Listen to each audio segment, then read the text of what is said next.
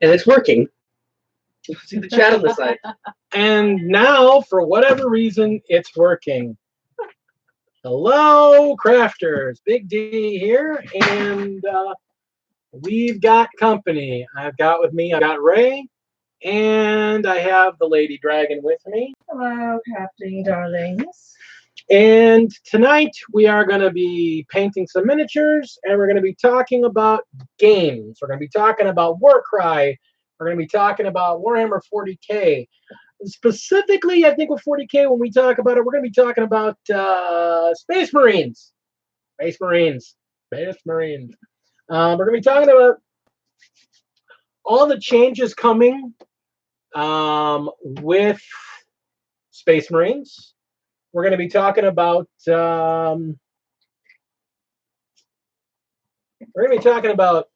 Space Wolves, because I'm a Space Wolves player.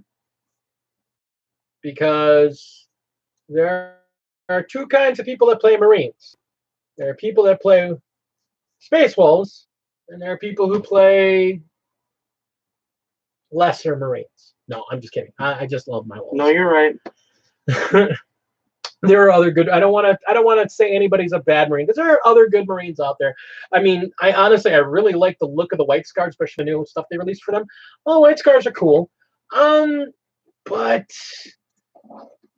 Space Wolves are what got me into Warhammer 40K all those many years ago. Getting a little choppy for a second. Give me just a second here. Trying to fix. We had some technical issues earlier, and I think having two of these windows open is just. I'll have to deal with this later. I'll have to clean stuff up later. So, hey, Casey. Hi. So, greetings. Gonna have to clean up my stream later, because there's probably like 3 or 4 streams on my channel going, what's going on? All right. So, which one do we look at? Let's start talking about Space Marines on a whole quickly, and then we can move on from that. Your favorite topic? No, we're going to talk about WarCry. We're going to talk about painting, lawn painting. But the reason I want to talk about Space Marines is because today on Reddit, I was reading, and people are talking about, the new Space Marines Codex, which looks really good, and all the new sub-facts and stuff, and that looks really good. The Space Wolves aren't getting nothing. And that's not true.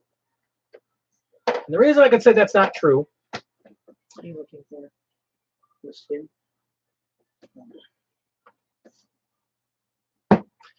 The reason I can say that's not true is we are getting a PDF, and that they're going to release for free to update the rules for the new units that aren't in our codex, so we can talk about that.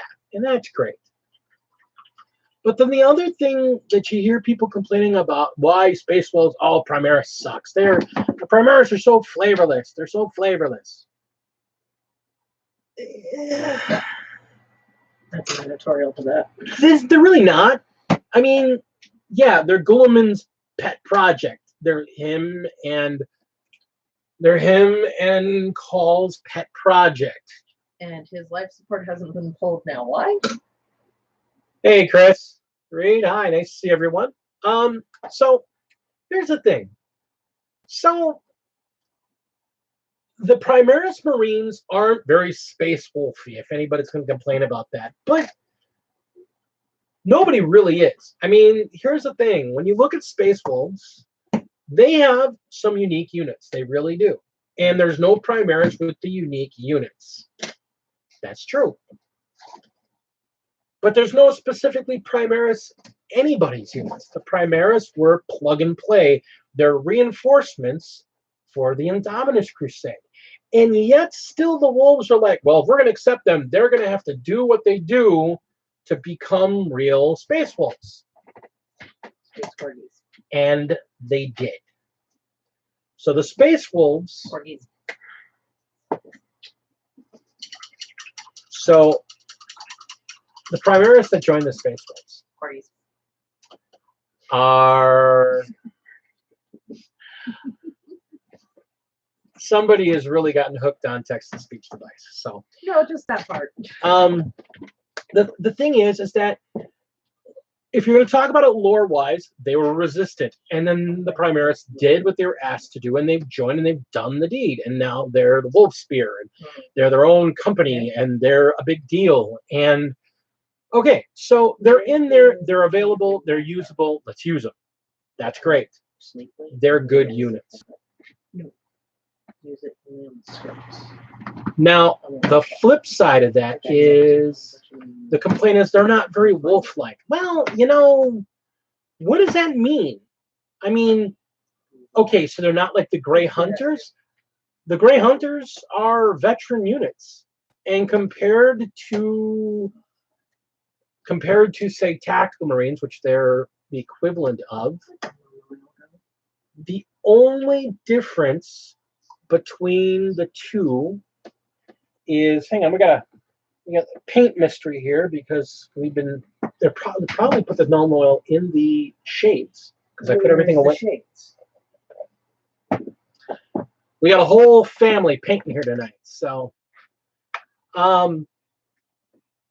maybe if you all behave yourselves, I'll show you my. Yes, Chris, I do. Actually, there was a tournament a couple weeks back that I came in 3rd place using an all Space Wolves army. I used 4 of them are Primaris and 2 are Tacticals. And technically, one of the Tacticals really can't really run as a normal Space Wolf. He's got to be a Long Fang because he used a missile launcher. And that's the thing. The thing about the Grey Hunters, which are really their main Tacticals, they can't take heavy weapons. So they don't have the benefit of the Tacticals' ability to have a heavy weapon to pound stuff out. They can have a couple of plasma guns, which are fine, but they don't really have a heavy-duty weapon. Hi. So what do they have as a benefit? Well, all of the Space Wolves' main rank and file have chainswords. I love chainswords, but that's what makes them different. Everybody has a melee weapon, meaning they have everybody has an extra attack. Well, here's the thing. If you look at the Primaris, compared to a tactical, they all have an extra attack. They all get 2 attacks in melee. So they've got the big benefit.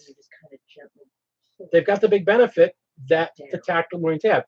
Yes, everybody has it, but it's not like a chainsaw should be a defining factor. They're not the space chainsaws. They're the Space Wolves. So it's about how you make your wolves look. And I'm going to be honest. Space Wolves look like Space Wolves. It has nothing to do with what they're carrying.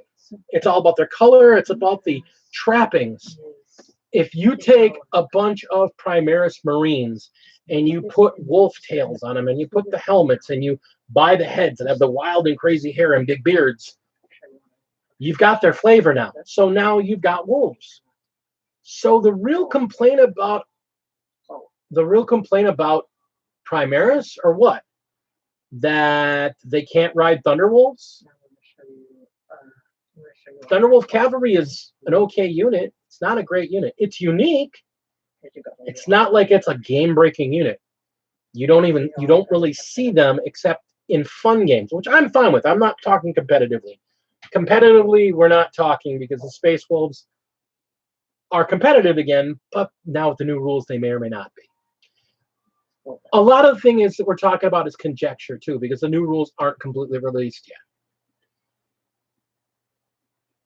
I honestly think people complain about the Space Wolves not having X or not having Y or Primaris not being X or Y. Mainly comes down to people like complaining, I think, more than anything else. And that's not going to be a popular opinion because a lot of people are like, a lot of people are going to complain middle brush. A lot of people are going to complain because they have the ability to complain. Space Wolves were never an optimal army. They were never the number one army. They're never the best army. They are a good army at what they do. They do melee. So among Marines, they're pretty unique because Marines are a gun army, and these guys get up in people's faces. Primaris can get in people's faces just as well. They're just as good as a regular Marine. It's the Space Wolves' benefit that makes them better. So, I honestly don't think people's complaints about Space Wolves and the new Primaris and everything else is valid. They're just fine.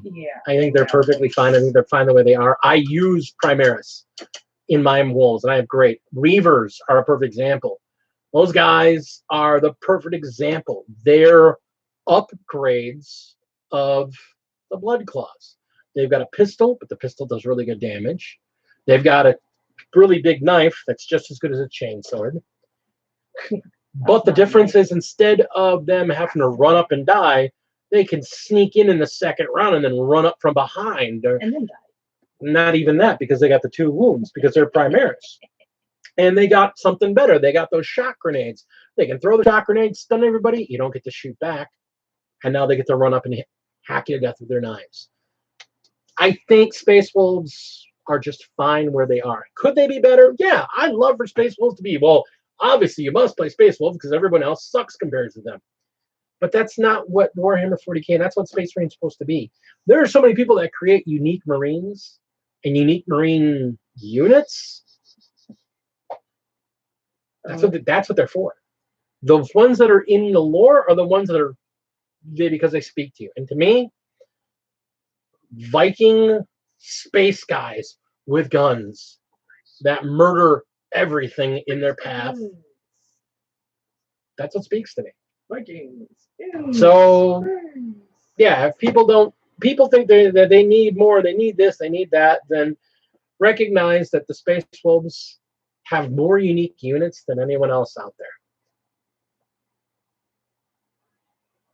I think that's enough about Space Marines. Let's move on to something else. And this PSA is brought to you by The last person is Rika. Oh, hey, Rika.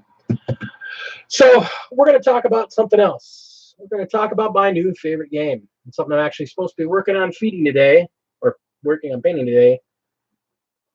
WarCry. It's going to be great if I actually finish mine before him.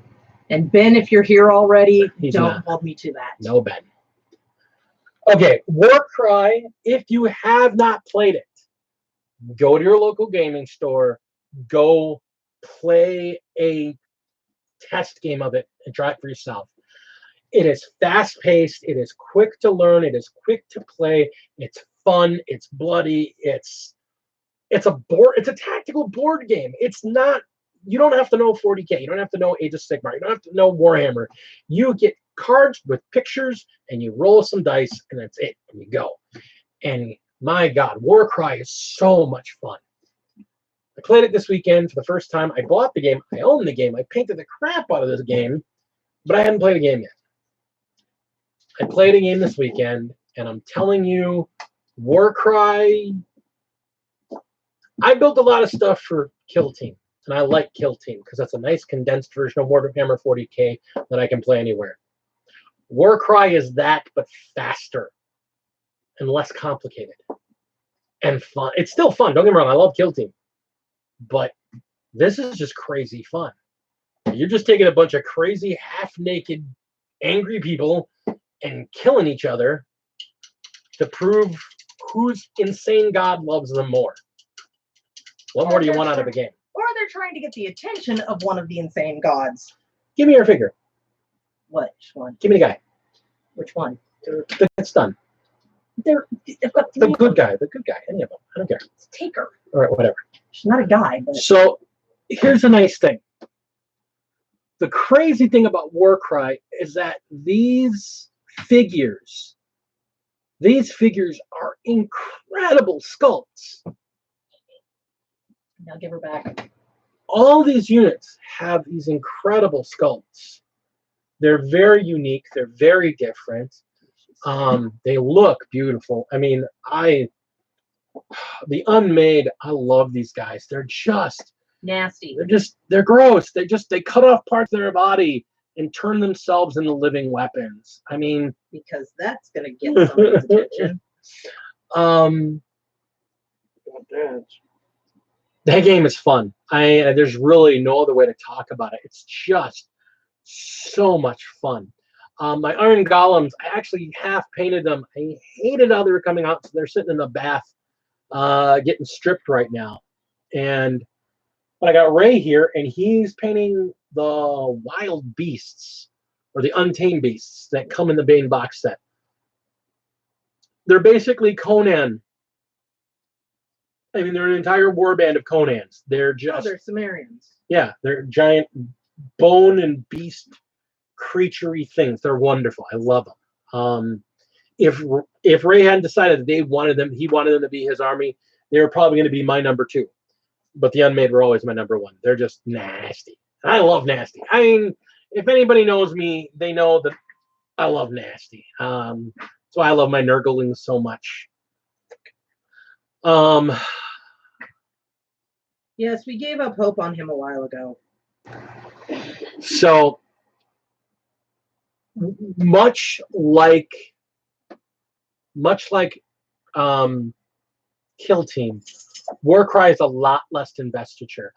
If you've already got figures for like the game Age of Sigmar, you may or may not need to actually buy figures. You don't need to buy the box set. You only need the basic rulebook and some dice. You don't even need the terrain. You can just throw down some boxes and throw down some junk and just throw down some basic terrain in a box area, and you can play on that. And then the rule book is wonderful for that. The rule book really sets it up so you can just use anything as terrain. The box sets are just nice, and they've got extra rules, and they make the game more random. And then I guess that's the other really big thing. The amount of the way the game plays, it's hard to really describe, but when you have an entire deck of cards and you don't know until the game starts which one's going to be the actual mission you're playing, and you don't know how the terrain's going to be set up, and you don't know what the weird twist of the game is going to be. Are we going to have extra monsters running around we have to deal with? Or are we going to have to suddenly change up things in the middle of the game? Or are we going to have people just show up at different random times in the game? I mean, WarCry is just... it's chaotic. And since they're fighting at the throne of chaos, I guess that makes sense. Follow. So, there you go. That's just orange juice.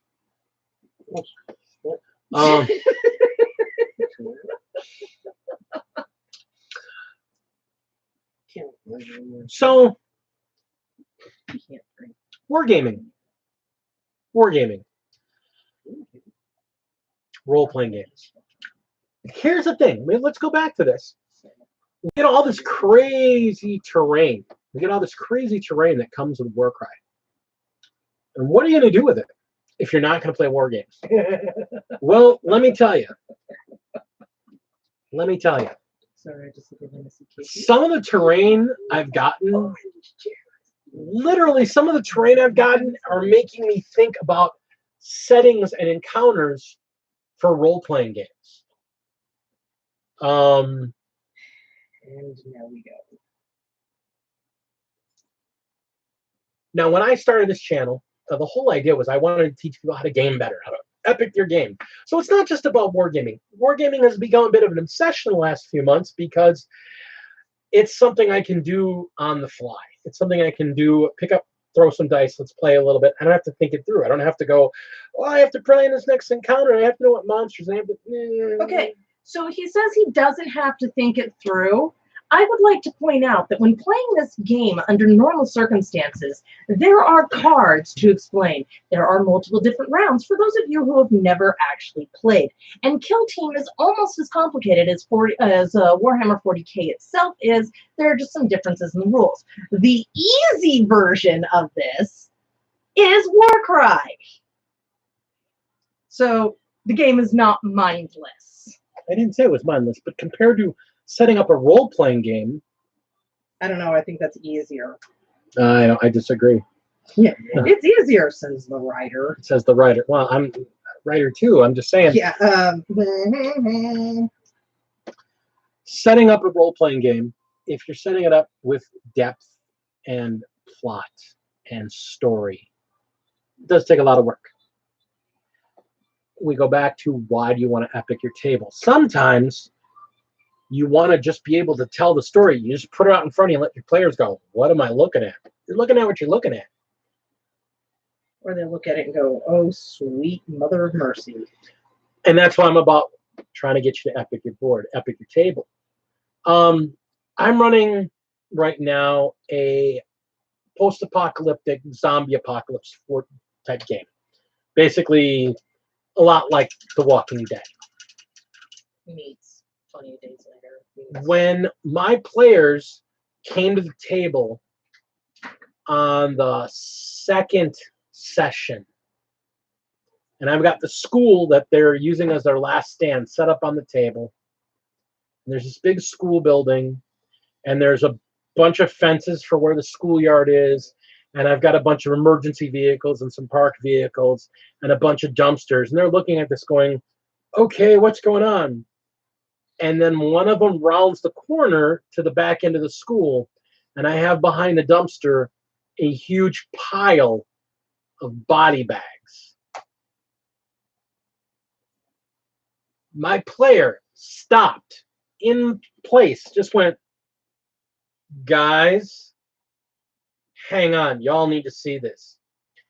And we were out of character, out of game for like 5 to 10 minutes while they started picking up and looking at these body bags and going, is this really here? Are these really here? Is this what's going on? And they're looking at the table I've set up for them, and they're freaking out because I've already told the story and I haven't said a single word about the game yet. The next session, they go to the downtown, and I've got a building. I've got a what do you call, a gas station, and I've got a semi truck on its side in front of the gas station, and I've got a couple piles of corpses. Send more paramedics. And as soon as they start getting close, I move the motorcycles and the scout car into view, telling a story, and I'm not saying a word. Sounds interesting. The whole theater of the mind is great, and I'm never going to take away from theater of the mind. Theater of the mind's great. But the reason you have things like Roll20 gaining in popularity, huge leaps and bounds of gaming in popularity, the reason you see gaming tables that are a giant, they're a flat screen TV that they've put in the middle of the TV face up, and they're projecting to it so they can put their game boards on there and people can move figures around on there, are because the theater of the mind's great, but people want to be able to see and get immersed.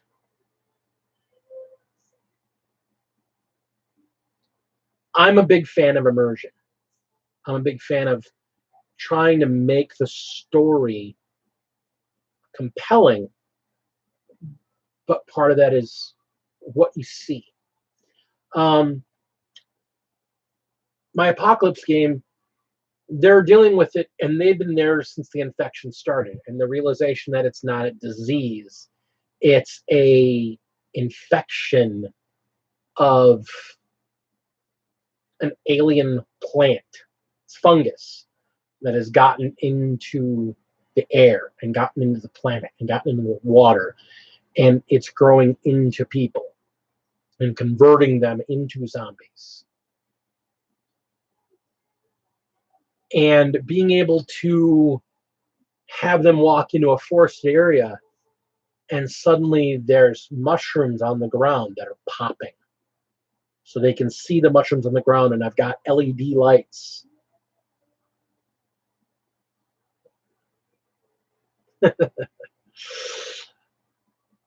You joke about that, Reed. Let me tell you. I ran an underwater campaign. I ran an underwater campaign where we had to run an entire encounter going up and down in 3D space because people could swim. How do you deal with that in a role-playing game if you're going to actually put figures on the table? That immersion, the fish tank made me think of this stuff. The immersion there is, we went and got clear discs that were actually more like they were cylinders about half the size of a bottle of paint, but they linked together like stackable checkers. So every checker you'd put down, that was 5 feet of movement up in the water. So the ground was the ground, and that was the bottom of the floor of the ground. But you could stack up these clear tokens to see how far people were swimming up and down in the water. So when I brought in stacks 20 high with a bunch of what are effectively, if you're familiar with World of Warcraft, Murlocs, and brought them in and started taking tokens off of their, again, they're seeing these figures getting closer to theirs, and it's telling the story. Theater of Mind's great, not going to knock it, but I like the immersion. Some people take it further than I do. I know some guys that actually will play music in the background. I've tried that. I find it way too distracting. My wife sings along, so. No. Okay. So when I say you play music in the background, I once, many years ago, when I was a much younger lady, was in a game that was played by Palladium. It's called Beyond the Supernatural. It is designed as a fantasy horror genre for the modern day. Low magic, lots of what was that? Well, our GM was amazing. And he had this habit of creating us a playlist that had no words to it. It was nothing but instrumental. It was mood music, you could call it that. And nothing is quite as creepy as sitting in a room with nothing but candles around you, and this sorry, I've been drinking wine, please forgive me. This mood music playing in the background very softly. And he not only did that, but he also created files that we would find to read through, and a tape written that was done by a man who was desperate and dying. I still have nightmares about that game to this day. So I'm hoping everybody could hear her. So yeah, it's all about your case for immersion. I have run dungeons where I had sound effects of dripping water and squeaking of rats and that running in the background. I have tried using specific lighting. I think one of the best instances of using lighting in a gaming situation was having a game setting where the board was covered in black cloth, and the players could only see where their lights pointed. And so the only point where they would pull pieces of the black cloth away when they had their lights pointed at the areas they were looking at. And when they weren't there, the GM would pull the black cloth back over.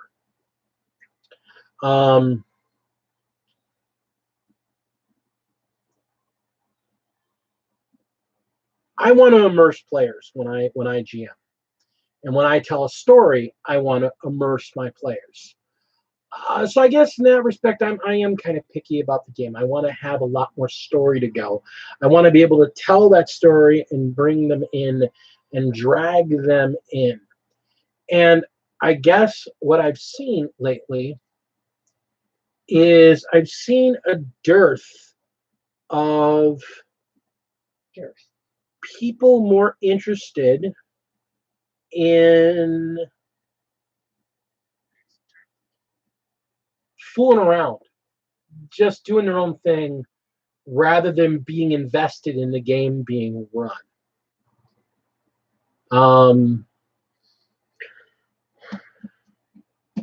That's bothersome to me, and I've seen that happening more and more lately.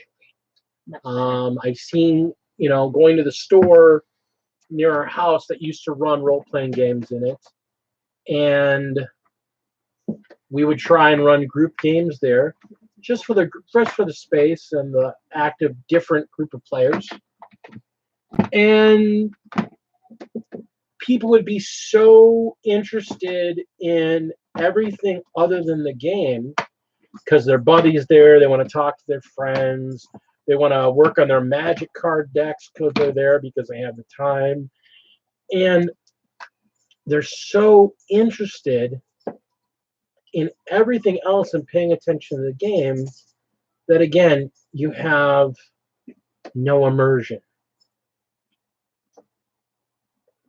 Now, for me, if I'm not engaged and I'm not immersed, typically I don't really very much enjoy the game. I very, very rarely, and I've seen it a lot, people have a very tongue-in-cheek, humorous, almost silly, like D&D campaign. Yeah, you could call it that heart outbreak of that, guys. The problem is, I'll be honest, it's not in younger players, honestly. I'm seeing a lot of the older crowd, people my age, gaming, that are more interested in multitasking and taking that time to do 5 or 6 different things at the same time rather than paying attention to the game that's being run. And now you all know why I don't play. I, for the longest time, had a player at one of my games that he would show up to the game and he'd say he kept his character on the computer.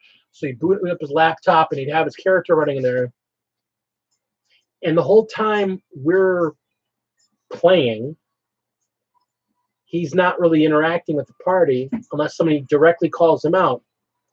Come to find out, as I actually walked by at one point in the game, he's farming dungeons in an MMO while we're playing. So while we're gaming, he's playing another game.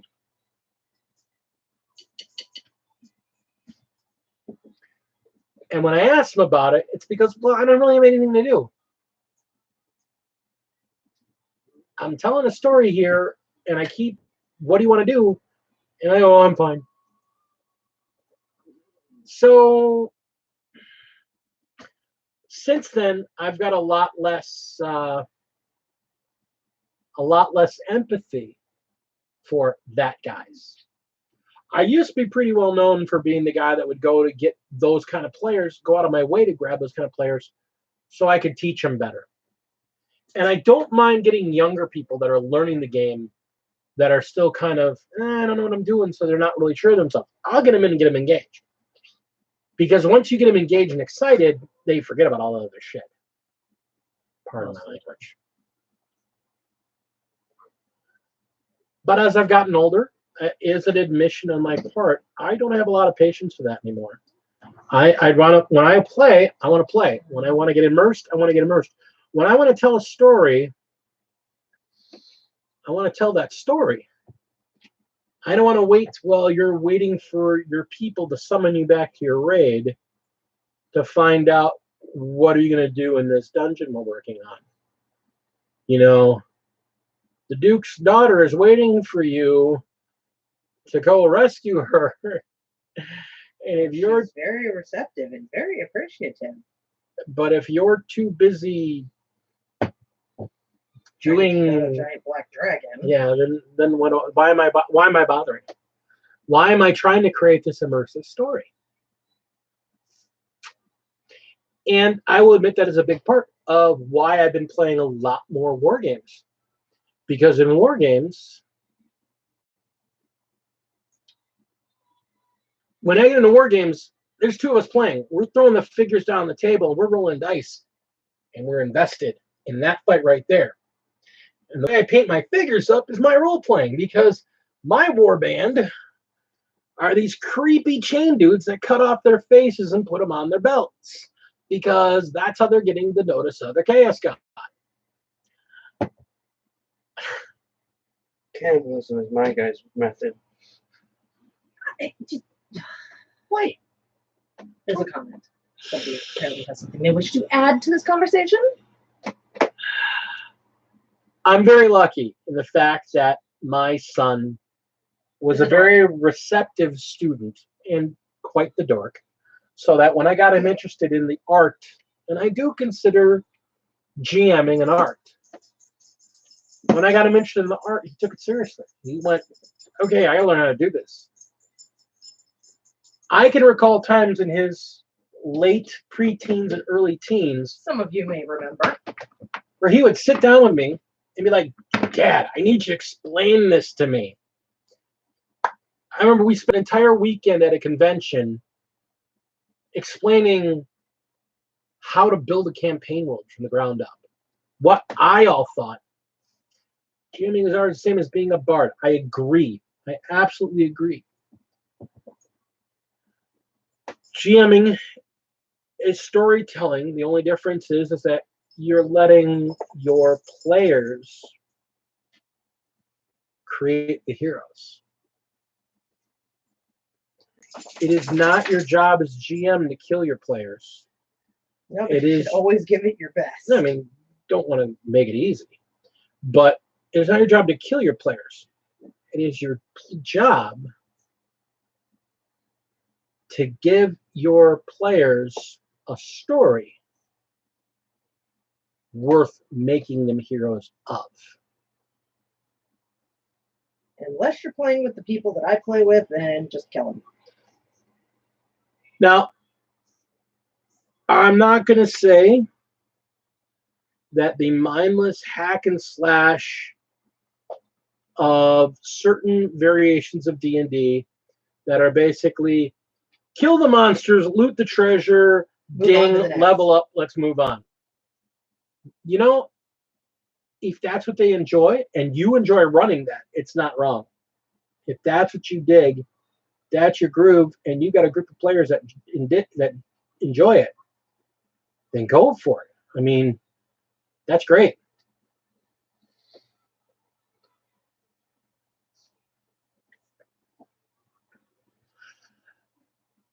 Preparation is key.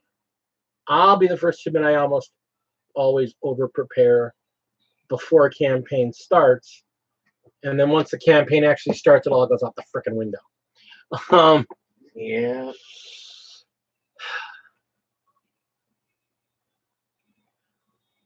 When I was writing my campaign, my big campaign that I ran for a very long time, I spent 6 months. I spent 6 months researching ships, how they worked, what they needed to work, what they could carry, how big they were, what was in them, what you would do with them. I just researched. I went crazy researching ships.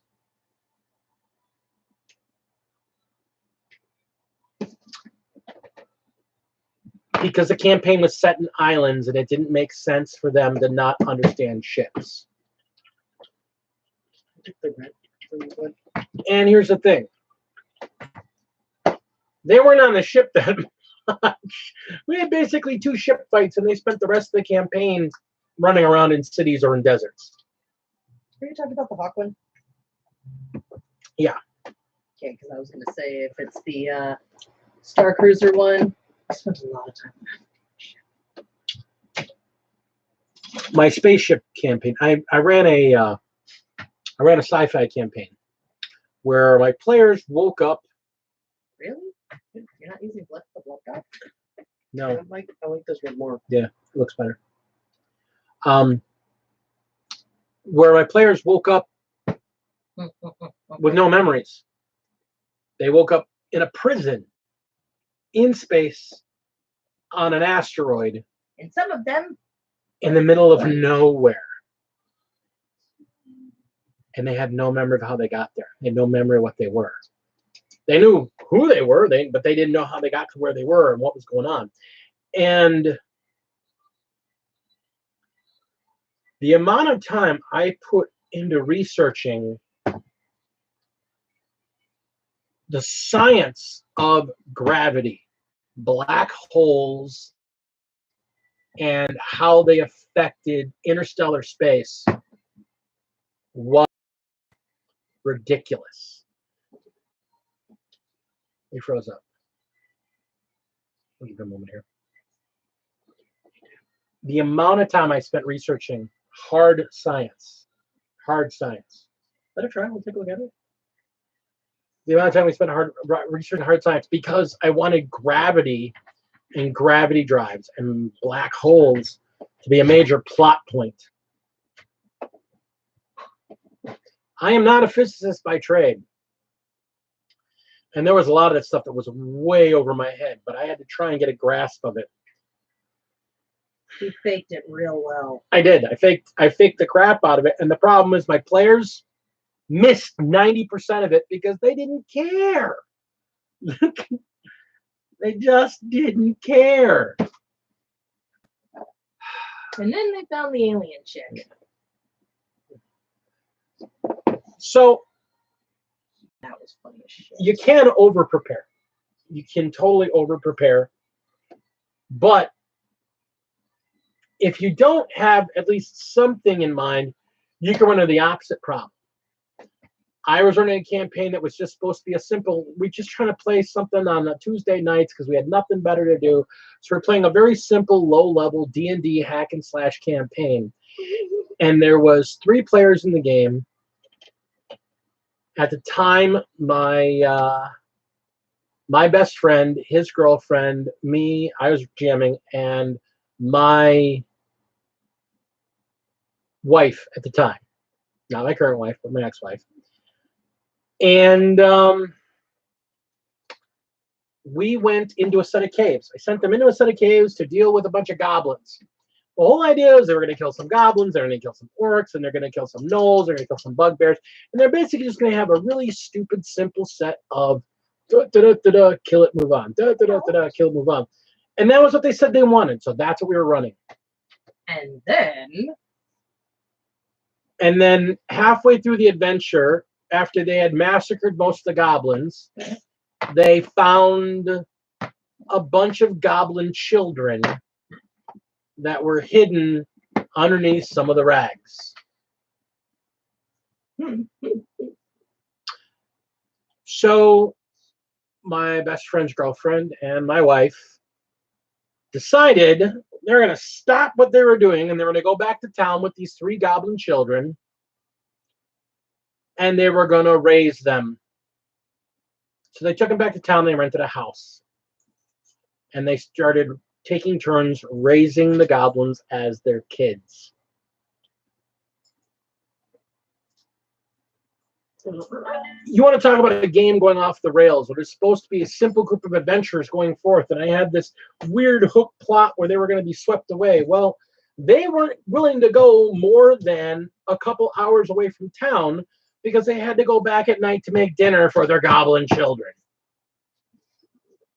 And then when they started fighting other monsters and other humanoids, the first question coming out of both of their mouths, do they have any kids? Are there any children ones around? Because they were going to adopt them and rehabilitate them and turn them into good guys. So he murdered their parents and then raped. Sounds like such a viable. So, yeah. I had to come up with a game that suddenly there were no more children of monsters and creatures just bred into adulthood instantly. Because anytime I put anything younger than it just... And then they wanted to go hunting for a dragon egg. And I was like, no, we're not doing this.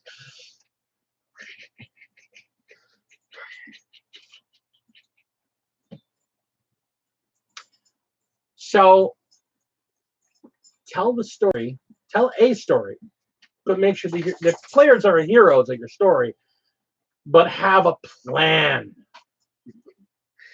Murder children, Rika. No, Rika, you're not supposed to murder the children. They're delicious. They go good with gravy. Okay. Adrian, you're not supposed to encourage this. All right. So Ray is working on his untamed beasts. Working with contrast paints really for the first time. So there's a little bit of a learning curve for those of you who have not messed with contrast yet. But here we go. Pull it Right. back. It's a little. No, it's. I want to be able to see it in the thing. So. It's a little blurry. Oh, shut up. He asks me to come and then tells me to hush it. No, I told you shut up. Same damn. So yeah, I think it's really good, Ray. I think you're doing well. It's a really cool WarCry band. And I just finished the next one on mine. Baking is overrated. I'm all about deep frying. Or making chili. Because you know, if the chili's savory, nobody minds. What's the comment? Otherwise, they're gamey. That's what chili fixes. You know, you can hide a lot of gaminess with nice spicy peppers. I mean, that's where chili came from. Meat's going bad. Better make chili. No one will notice. Adrian, had discussions about this encouraging cannibalism. Can I move this with the cloak? I don't know. Yeah, Is it true? whatever. I got my last guys to paint. I don't know how I'm gonna paint these guys. Carefully, one at a time. I would Okay. take the lion in the most part of his body. I would take the dunes color, and I would give his body a coat of the dunes. Next one's up. Careful, I just glued him down so he may pop off. Ah, no, he's Oh, I will fine. murder someone. Watch your language. Throws it behind the And we glass. just hit a PG-13 rating, ladies and gentlemen. Oh, it's got 10. I don't know what that means. What does that mean? Please explain to me the Scott Tenorman method. Go ahead, Torrin. No, I'm asking you. I'm painting. Start talking. That's not the guy from British Columbia that was holding raves and making pig roasts, was it? Because that guy became the conversation piece of a lot of games and a lot of gaming sessions. And he's really not joking, ladies and gentlemen. He's really, really. Serial killers are an interesting thing to talk about. Speaking of which, Oh, no. This is the color I should paint them in. The line. Militarum green. yeah, there you Is go. that lion okay? It looks kind of sick to me. It looks kind of questionable. Are you sure this water's Called something sanitary? dunes. It looks Dunes. questionable Isn't to that, me. but that comes out like yellow. For his body, yes. Look at a lion. How does a lion's colors go? This is true. I'll make his fur, his pelt red. I wouldn't make it red. I would make it that dark brown. It's fine, honey. They're delicious. Rika, you're a dork. Rika, please stop encouraging him. All right. I got 4 of you in channel with me, and only 2 of you are talking. So what else you guys want to talk about?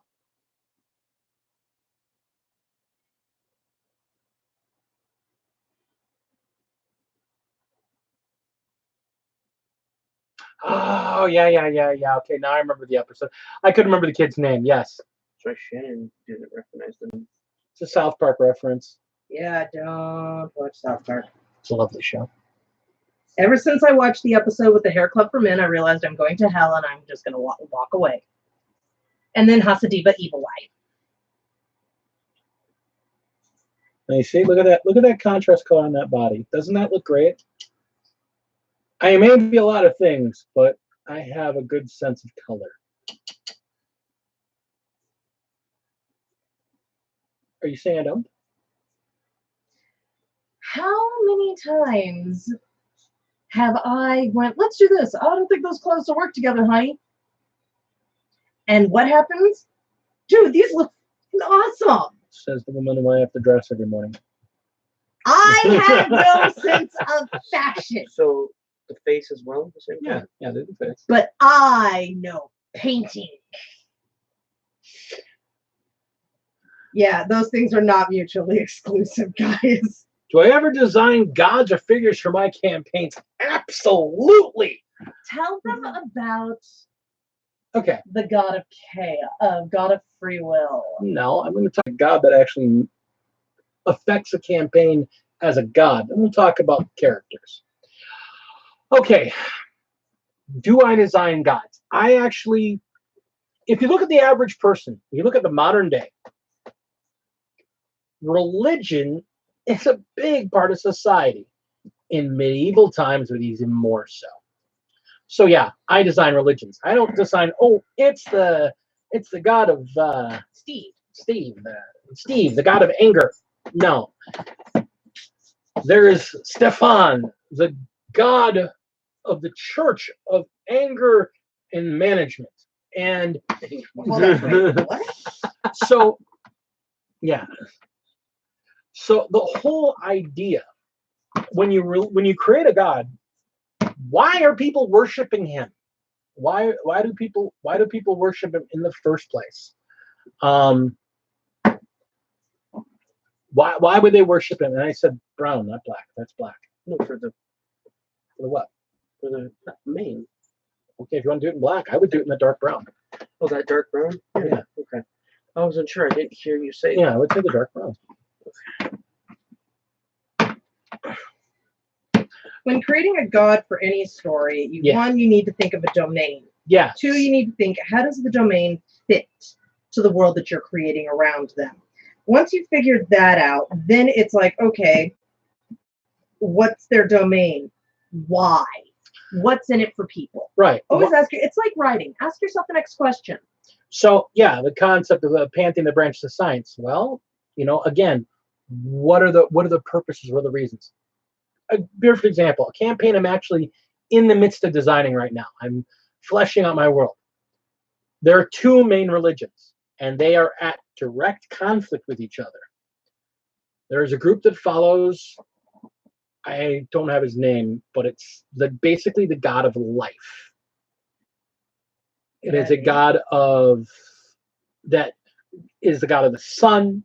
He grants life. He grants birthing mothers gifts. He's very much a ongoing life religion, which sounds fine. But until you reach the other guys. The problem is that what else does that mean? That what do they work against? What are they against? So the other god is the god of death. Now, being underground, the big problem with why would anybody worship a god of death? Well, let's talk about that a minute. What does a god of death promise? Eternal salvation. When I'm dead, in a world that has magic, I'm not going to be necromanced because I was a true believer of the god of death. So when I finally take the embrace and die, the god of death will take me into his domain, and my soul and my spirit will not be corrupted. When I die, I will die painlessly. I will die without fear. I don't fear death because I'll be going to meet my God. So I've got these two religions that are very much at odds with each other. And neither of them is a good God. The God of life is, well, you could say he's good. He believes in life and good harvests and blessing people. But if you don't follow his ways, you're not correct and you need to be re-educated. And so heretics are literally taken into camps where they are brainwashed and re-educated. And they are used as shock troops to fight against non-believers and the believers of the death god until they truly become believers or they die. And if they died, well, then obviously they weren't a good follower of the god of life. The god of death believes that the only way for people to be stronger is to not be overabundant. When you breed too many animals in an area, they go ill because there's not enough food, there's not enough resources. So when they go into a community, they do a culling. We're going to take 10% of your children and take them with us, and then 1% of your children, or it might even be 5% of your children, we're going to cull. We're going to kill the weakest children so they don't get old enough to breed and spread their weakness. Can I get the red? So neither's really good. Now, on the other hand, I also ran a campaign, my big campaign, the one I wrote 2 novels about, where I've got 13 gods. And it's a huge pantheonic religion where the 13 gods there's 12 gods that are considered good and 1 god that's considered evil. Except the god of evil really isn't evil. He's just angry because everybody thinks he's evil. And so he's constantly taking vengeance and sending his followers to take vengeance. And the other 12, they're mostly good, but they're kind of Greek gods. They're Greek gods. I mean, they're not Greek or Roman, but they're just like, well, okay, here's a blessing. They don't really get involved because that's humanity's problem. We built you guys to do your stuff. You're supposed to praise us and then Leave us alone. Leave us the hell alone. What are we doing anything for you? You're there. We made you. Be happy. Let's move on. So the gods don't get involved. Except for that one. Except for the one god that's like, you know what? You people are constantly harassing me and saying my people are bad and killing them, and I'm not getting the worship I deserve, so I'm going to wipe you all out. And we'll start over. Because he's not the god of death so much as he's the god of screw you all. Destruction. Because he's part of a cycle. And that's the thing. The gods in that world, when you sit back and look at them from back here, they form a great wheel of what they control. Now, part of the conflict in that is that there's another society that worships those same gods, but it worships them differently. And it claims those gods they worship are not the same as your god. Your gods are false, weird gods. Our gods are great, but they're the same gods. But the two sides refuse to recognize that. And that's actually one of the key conflicts in that series of stories. And that's one of the key conflicts in that campaign when I was running it. So, again, the big part, if you're going to create religion, and if you're going to make religion a part of your campaign, it should be, because religion is a big part of society. It's a big part of how society functions, to be honest.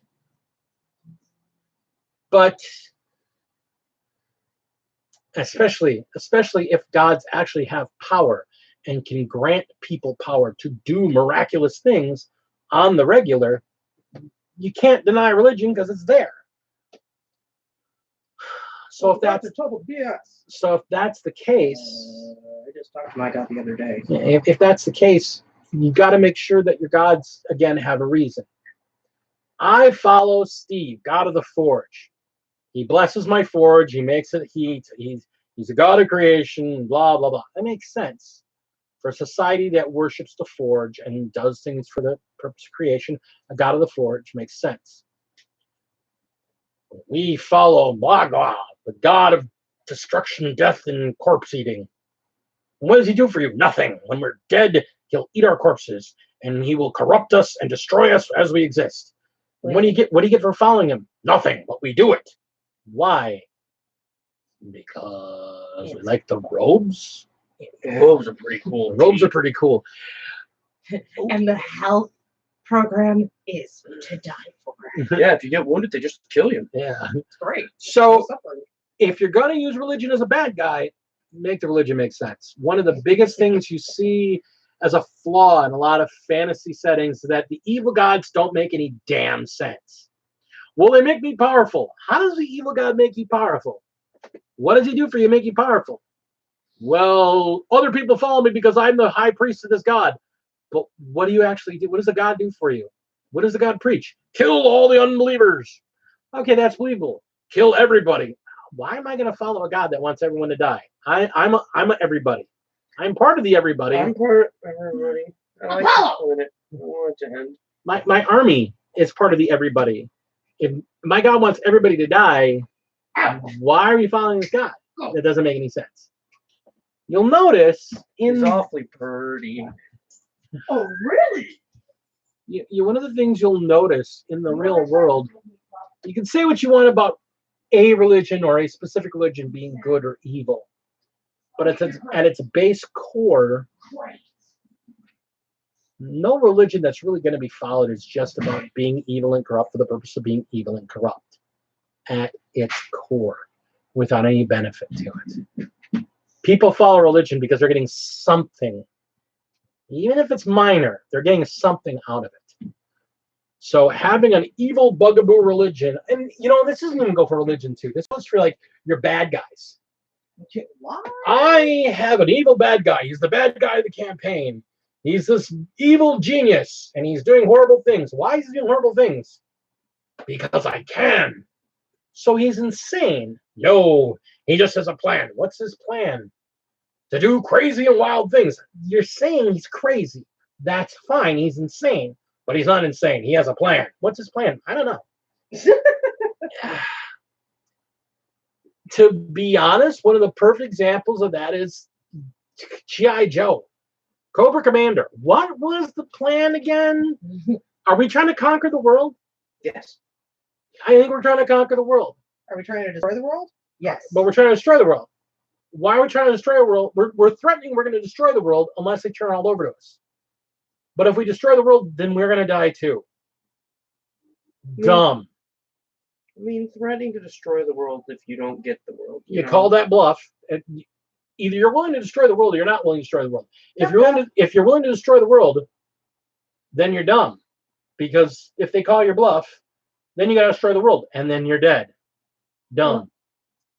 Fun fact, Dumb. for some of you who may be video game fans, there is a villain in a video game. Never threatened. He just did it. Freaking blew the world up and drove it all to, hell and back. Why? Because he can. His name is Kefka. Final Fantasy VI. Try things the same way and expect different results. Yeah, crazy. Now, having the crazy bad guy can make for a fun campaign, but you got to recognize that your bad guy's crazy then. And just because he can make robotic nuclear explosive penguins, yeah, but are you telling a story?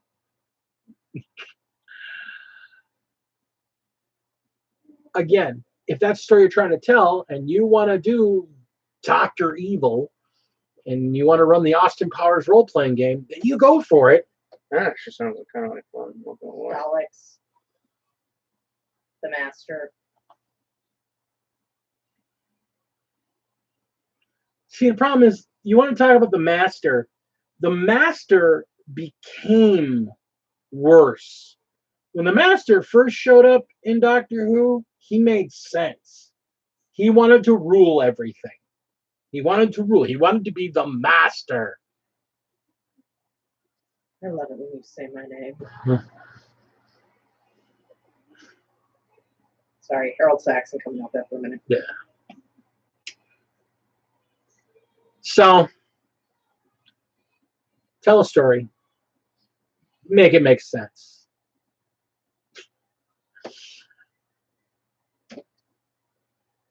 It's not always easy all the time. No, it's really not.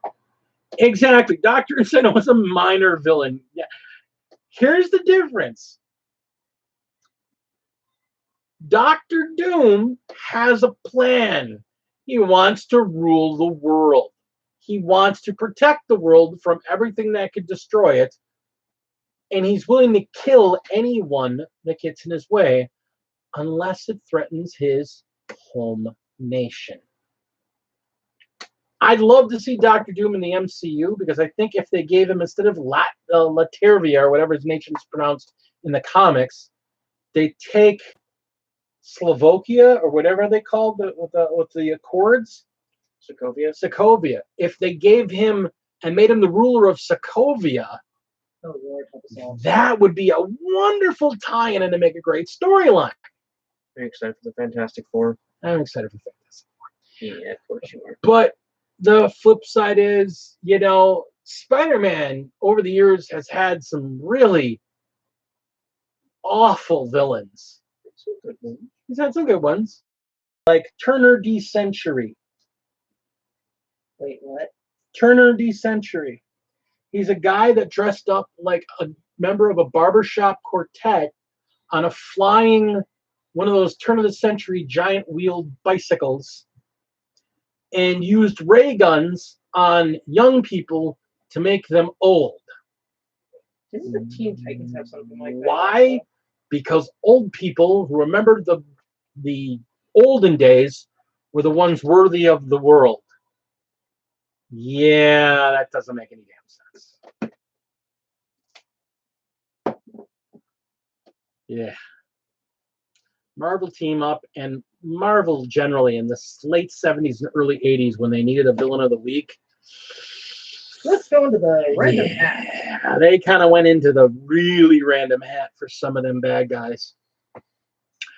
And let's not even start about the Justice League, because there's an entire DC storyline that has been turned into major canon and made into a serious storyline.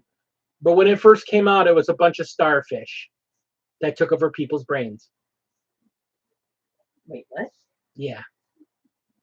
They were starfish. They took over Superman, and they used him to take over everyone else. And it eventually became a really good later storyline when they redid it years later. But when they first showed up, they were a bunch of purple and pink starfish that snuck into the Justice League. It was the most ridiculous thing ever. That looks good, Ray. I like that. Yeah, I like that. I thought the black helmet looked good. Yeah, it looks good. So, Now we just need the last bit here. So remember, building your campaign, it's not just about the physical props, it's about the story.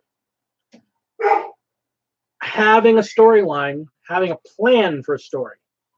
You don't have to have the whole thing fleshed out. But let's talk about start, middle, end. Some people run campaigns with the idea the campaign doesn't really have an end, it's just going to run until we're done playing the game. Those are good. I don't mind those. I've tried running those. I've actually run some of them. Eventually, I was like, okay, I got to come up with an end for this because I can't run this anymore. You're all insane. Oh my gosh. Did you just yawn? I yawned. Pardon me. I'm sleepy. I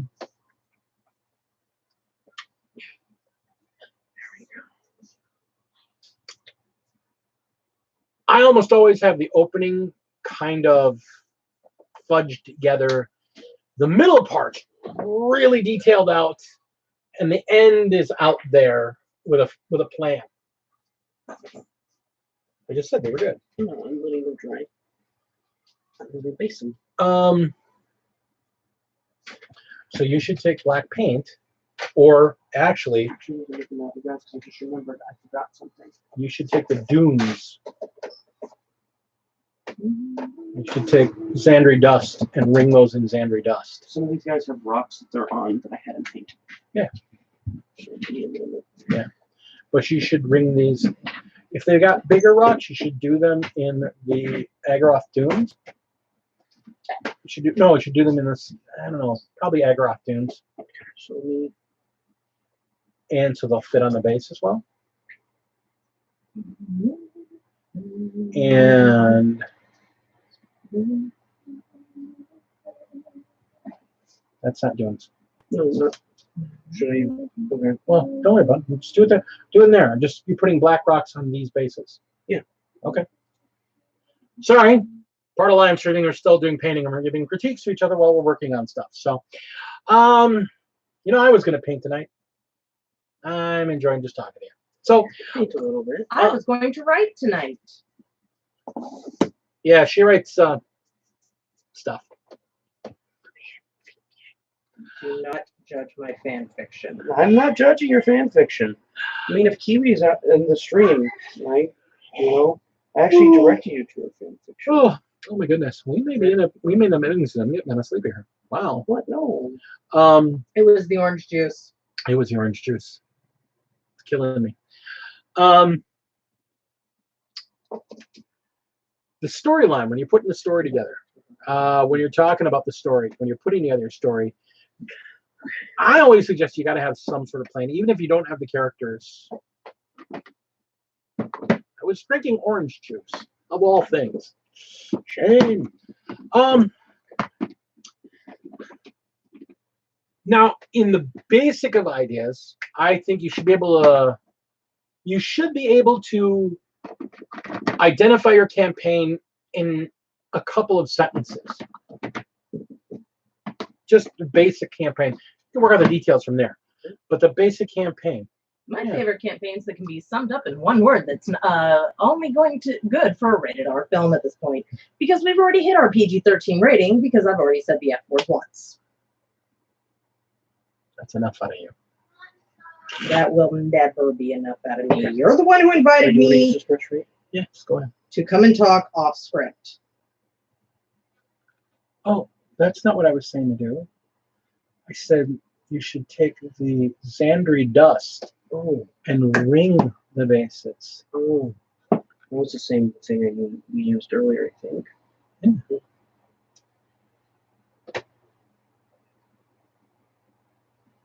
Yeah, that's not gonna look bad. That's not gonna look bad. So I wouldn't worry too much There about is no wrong way. it. Yeah. Well, he just threw down a splotch of contrast on top of one of the bases. It's not wrong. Yeah. Okay. So take some Xandri dust, put it on a palette. I put elves in goth purple, please. Get yourself a palette out of the cabinet behind me. Oh no. Top shelf. Top shelf in the middle. That's a palette. Being able to tell the campaign story. Being able to tell the campaign story in a sentence or two. That's enough. You're just ringing the bases. That's my goal. That's always my goal.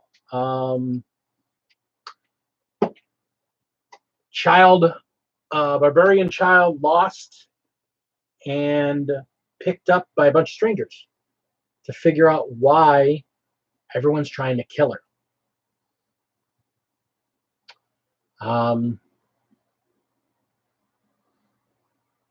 Bunch of people lost in space with no memory of how they got where they got to. You put it on thinner. Here's an easy way to do it. We're gonna talk a little technique here real quick. I'm gonna take a quick moment here to talk some technique. So you're painting figures and you want to ring their bases. You don't need to use a lot of paint. You want to come at the base from an angle and just gently sweep.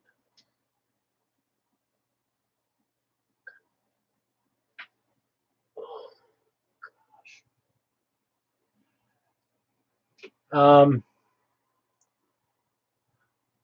man, his girlfriend, her brother, and his best friend take a rocket into outer space and come back with fantastic powers. That is a setting for a great campaign. Every great story can be told in a campaign. You just got to figure out what the elements are that you want to run. So yeah, if you just take that sweeping motion and just go gently around, you can use a very little paint, but put a nice ring around the brush. You don't want to go too thick because it'll get all chunky on there, and you don't want chunky. Where's my sepia? The sepia. Where's the sepia? Right. I think it's probably back in there. That's the one I'm doing. But I still need the sepia back. Right, where's the sepia? I don't know. Right there. Because you put it in the wrong box. Yeah, every story can be broken down, and it's just a matter of letting the players build the characters. You look at that, the 4 heroes, 4 people doing something unexpected and get massive powers.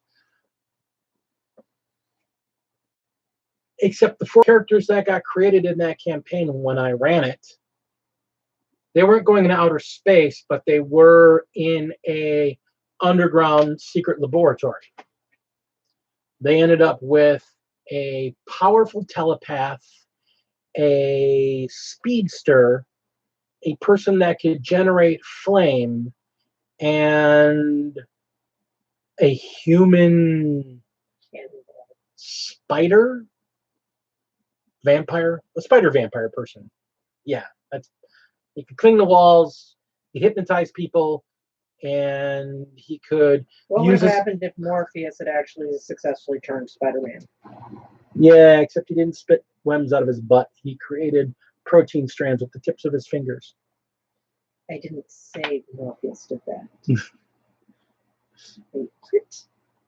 That came out of nowhere. That Well, spiders spin around powers. Their webs. I was talking about Spider-Man, you dickweed. Yeah, language. yeah. Spider-Man, if he truly had all the powers of a spider. Okay, we're not talking about this. I was just mentioning that basically this character would be what Spider-Man would have been had Morpheus successfully turned his ass into a vampire. I guess, yeah.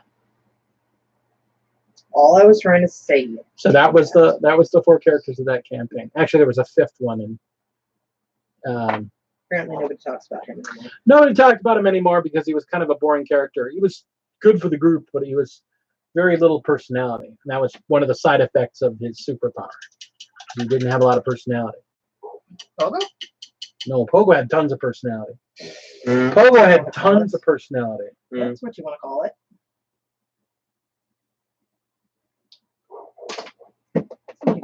Somebody creates a super disease that infects exactly 1% of the population, and that 1% gains superpowers based on what they're interacted with at the moment of their powers coming to bear.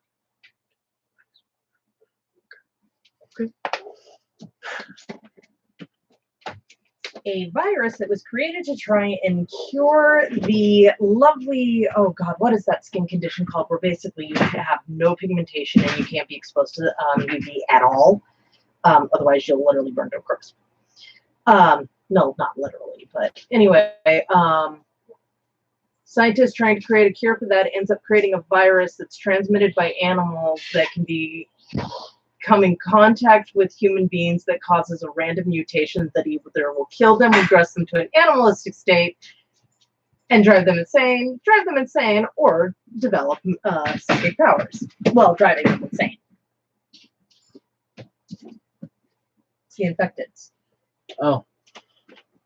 So yeah, I mean, yeah, it's all about the story you're trying to tell. And for those who are curious, that was the one from BDSM that not BDSM, BTS that caused me many, many years of having issues with monkeys. BTS? No. Yeah, Beyond the Supernatural. Oh, Beyond the Supernatural. So nobody knows what BTS is. Well, that sounds like a personal problem for them. I don't know what Palladium is either. Nobody knows what Palladium is. Rift. I know. No, everybody knows what Palladium is. It's a game system that went out of vogue about 20 years ago. Yeah. So, just to let you know, Big D is currently being open for adoption. He's mostly housebroken. Right. Can't say he gets along well with kids. BDSM, where did we go with this? She was referring to the wrong system. Any games you play with BDSM are not subject to this channel. PG-13 rating, guys. Gotta keep it. Unless, of course, you're playing Drukhari in Warhammer 40k and then read the book. That is all fun games. All right. Until you summon a god of... We're not talking about Slanesh right now. Okay, so before you do anything else, you're going to take a sealer and you're going to seal them with those spray sealants. So just let it dry. Just let I them didn't sit. know if we wanted to make them snowy. We will, but that's why you're going to seal them first. Just let them sit for now. I'm just excited. I know you're Yes, we can excited, tell. but you got a ways to go. Just relax. Let them go. Let it go. I'm excited because my entire warband is painted. No, it's not. Yeah? You got a line over there that's still got his foot unpainted. What? He's standing on a rock.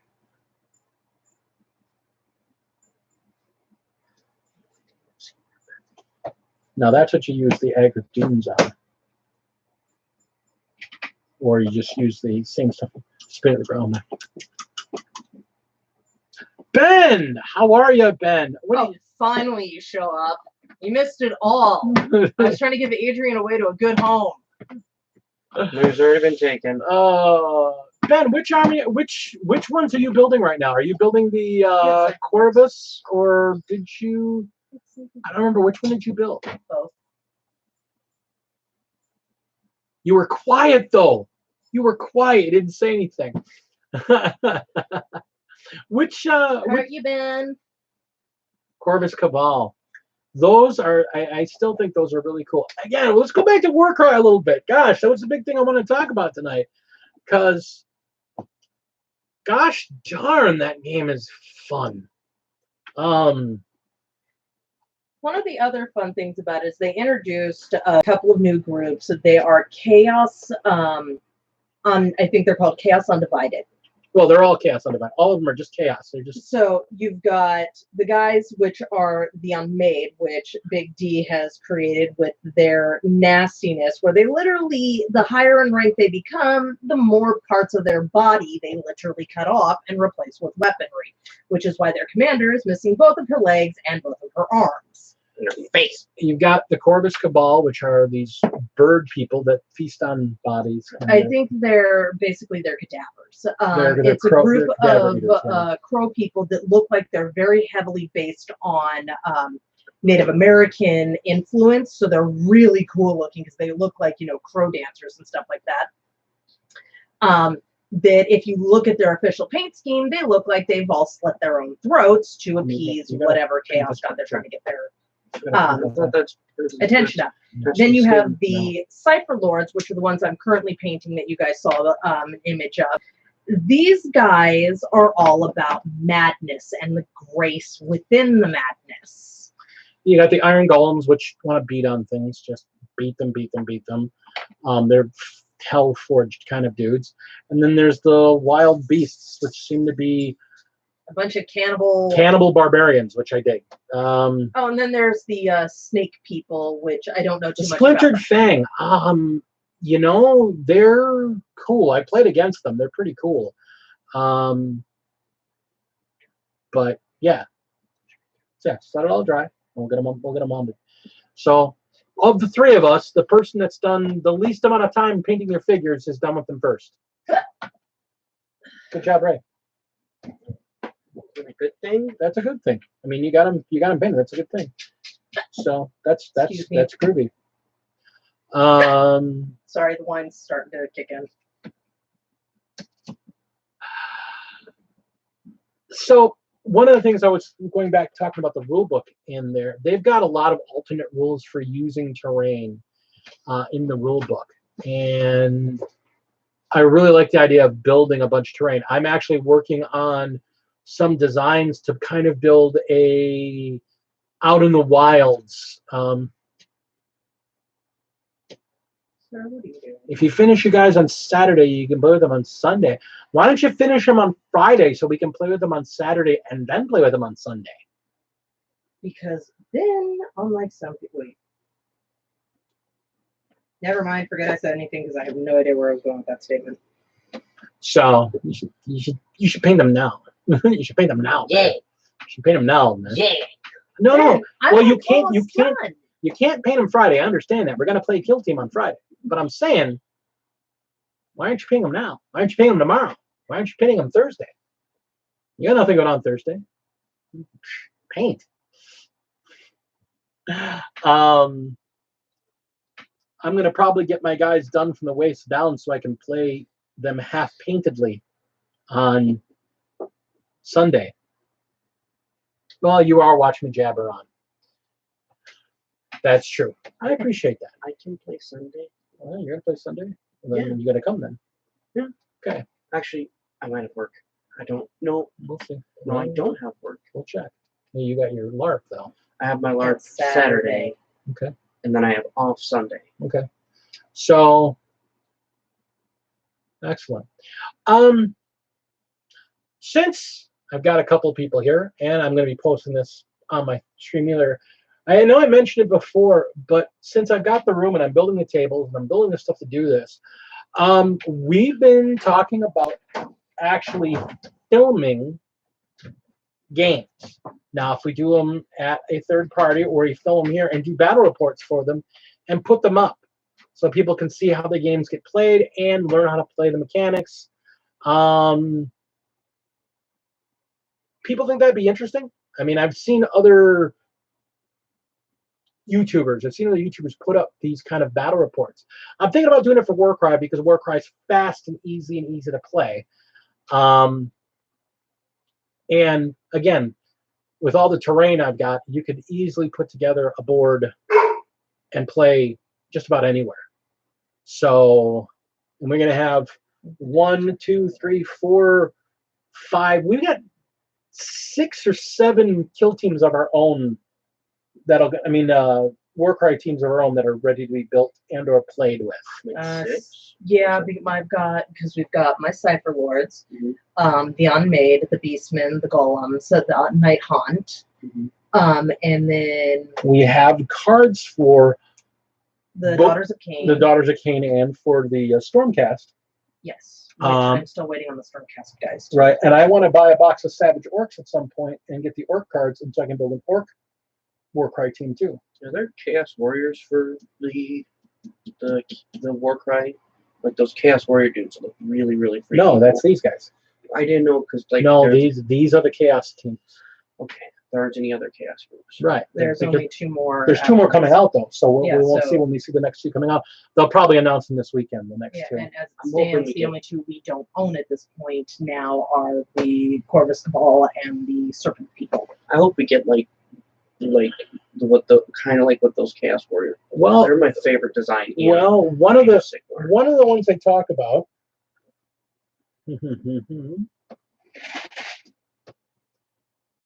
So we got the Splintered Fang, which are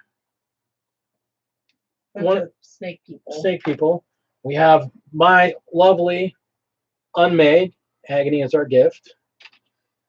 We have the Untamed Beasts, Hunt the Hunter. And we have the Iron Golems, We Make War.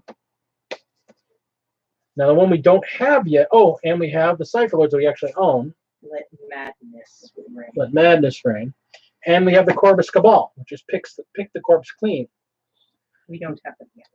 We don't have them yet. But there's also 2 more that they haven't shown yet. They haven't even shown the figures yet, but they've got the art cards for them. You got the Scions of the Flame, who I'm really kind of looking forward to as well. And then there is the Spire Tyrants. We are his chosen. A lot of people are thinking these guys are going to look like the classic Chaos Warriors from the base game. I want to claim. Well, you're going to have to buy them yourself. I'm going to buy them myself, but I want them Oh, because they're cool. Now, the thing is, they're also going to probably be releasing, when they do that, they're probably going to also be re-releasing both the Iron Warriors and the Untamed Beasts as their own individual teams. So Do you think it'll be the same figures? it'll be the exact same thing, the exact same armor. So I really, really dig WarCry. You can use any terrain. You can build it. You can play it. You can play any place you want to go. It's like Kill Team. Don't need as much prep. You just need the card decks with you. So Knocking stuff over. I suggest, knock paintbrush over. It was a clean one, right? Yeah. It is now 9:30. I'm a little sleepy. I was going to ask Ben if you wanted to see my pretties. Well, I mean, if you want to show me the figures, give me the figures. You can put the figures out here. Since this was supposed to be a big focus on WarCry, we've got her Cypher Lords.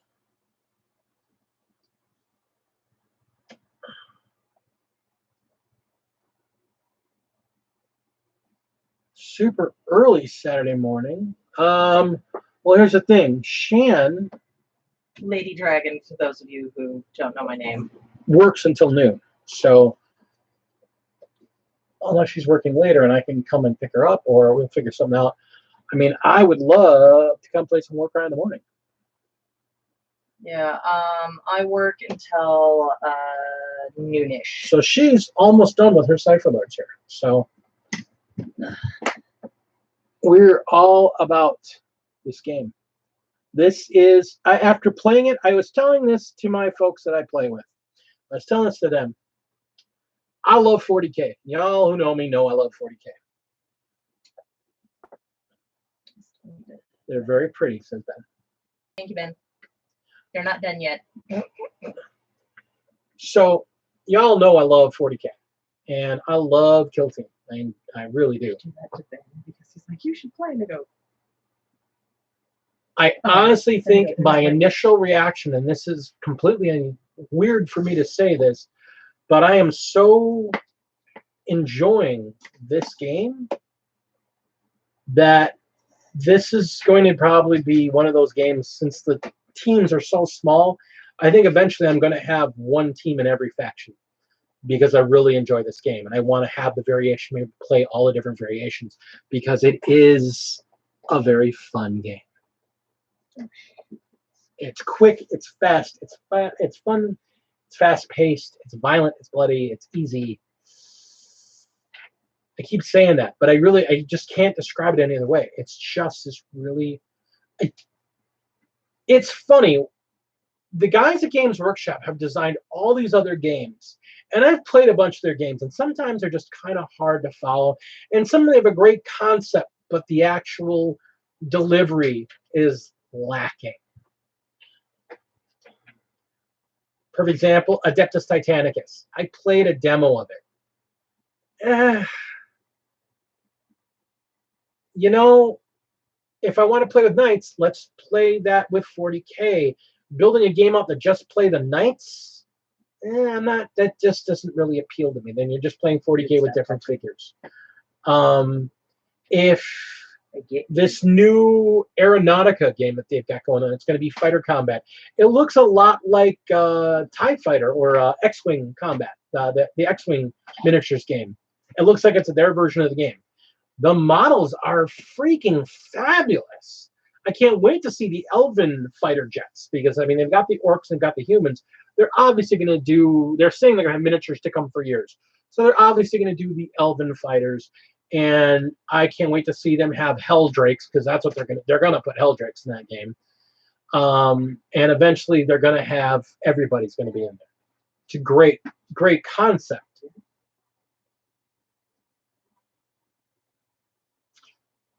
But again, it's just another miniatures game. And it's cool. I'd rather get the full-size ones and play them in 40K rather than playing a game just with Fightercraft. If I want to play a Fightercraft game, I want to play Ace of Aces. I want to play something that has something that I don't play someplace else, like World War II fighter combat or World War I biplane combat. Ace of Aces, such a fun game. Old game, but fun game. WarCry is like nothing I've ever played before. It's not like Mordheim. It's not like Kill Team. It's not like Necromunda. It's its own animal. And I think they hit the mark on this game. They hit the mark. They hit it dead on. This is probably 8th edition was enough to bring me back into 40K after being gone for 20 years. WarCry is enough to make me go back into playing fantasy Age of Sigmar after being out for nearly 30. That's saying something here. This game has got me intrigued enough that the idea of using my warband as a central point of a Slaves of Darkness Chaos army for Age of Sigmar, that's how much this game gets into me. So I'm seeing these guys surrounded by a bunch of Slanesh demons. So I think it'll be a lot of fun. I think we're going to call it here tonight, folks. It's 9:30. We went up for an hour and a half, which is half hour longer than normal. I want to thank everyone for being here. I want to thank Ray and the Lady Dragon for coming and hanging out with us tonight. And I know we kind of rambled. And the hope is that we're going to get more people to kind of come in and show up and maybe start advertising a little bit so we can get people in and get some conversations going where it's not just me babbling for an hour and a half. So That was fun. thanks. So thank y'all. And just remember, epic your game and epic your board. So game on. And from the Lady Dragon, my good night. And remember, the only limit is your imagination.